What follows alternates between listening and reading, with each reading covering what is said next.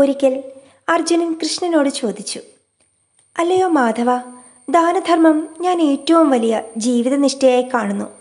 അത് ചെയ്യുവാൻ എനിക്കൊരു വൈഷമ്യവും തോന്നിയിട്ടില്ല. എന്നിട്ടും എന്തുകൊണ്ടാണ് അങ്ങ് ദാനധർമ്മത്തിൻ്റെ രാജാവായി കർണനെ വാഴ്ത്തുന്നത്? അതിനുത്തരമായി ഒരു ചെറുപുഞ്ചിരി സമ്മാനിച്ചിട്ട് കൃഷ്ണൻ തൻ്റെ മുന്നിലുണ്ടായിരുന്ന ഒരു പർവ്വതത്തെ ഒരു സ്വർണ്ണ പർവ്വതമാക്കി മാറ്റി. എന്നിട്ട് അർജുനനോട് പറഞ്ഞു, പാർത്ഥ, ഈ സ്വർണ്ണ പർവ്വതം നാം നിനക്കായി നൽകുന്നു.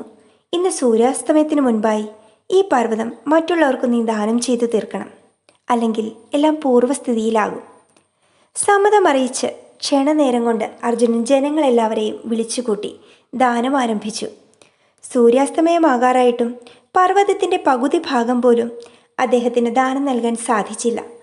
ഇതുകൊണ്ട് ശ്രീകൃഷ്ണൻ അദ്ദേഹത്തോട് ചോദിച്ചു, സൂര്യാസ്തമയമാകാറായിരിക്കുന്നു, നാം നൽകിയ ഈ പർവ്വതത്തിൻ്റെ ഒരു ഭാഗം പോലും ദാനം ചെയ്യാൻ നിനക്ക് സാധിച്ചിട്ടില്ലല്ലോ.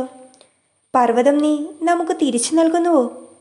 അർജുനൻ തോൽവി സമ്മതിച്ച് പർവ്വതം ഭഗവാൻ ശ്രീകൃഷ്ണന് തിരികെ നൽകി. ശ്രീകൃഷ്ണൻ കർണനെ വിളിച്ചു വരുത്തിയിട്ട് പറഞ്ഞു, കർണ, നാം ഈ സ്വർണ്ണപർവ്വതം നിനക്ക് സമ്മാനിക്കുന്നു. സൂര്യാസ്തമയമാകാറായിരിക്കുന്നു. അസ്തമയത്തിന് മുൻപായി ഇത് നീ മറ്റുള്ളവർക്കായി ദാനം നൽകണം. ശ്രീകൃഷ്ണനോട് സമ്മതമറിയിച്ച കർണൻ ജനങ്ങളോടായി പറഞ്ഞു, ഈ സ്വർണ്ണപർവ്വതം ശ്രീകൃഷ്ണൻ നമുക്കായി സമ്മാനിച്ചതാണ്. ഈ നിമിഷം മുതൽ ഇത് നിങ്ങളുടേതാണ്.